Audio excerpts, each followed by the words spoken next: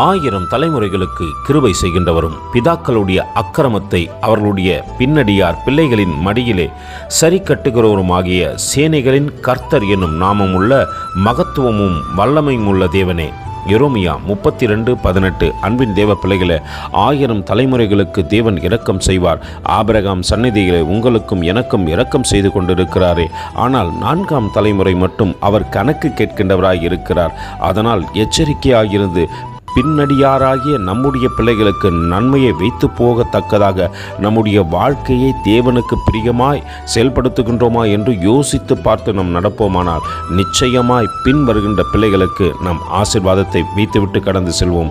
ஆபிரகாமை போல நாமும் நம் பிள்ளைகளுக்கு ஆசீர்வாதத்தை வைப்போமா? கர்த்தர் தாமே உங்களை ஆசீர்வதிப்பாராக. ஆமென். எங்களோடு கூட இணைந்து ஊழியம் செய்ய விரும்பினால் இந்த வார்த்தைகளை மற்றவர்களுக்கும் பகிர்ந்து கொடுங்கள். இது ராஜ்யத்தின் சுவிசேஷம்.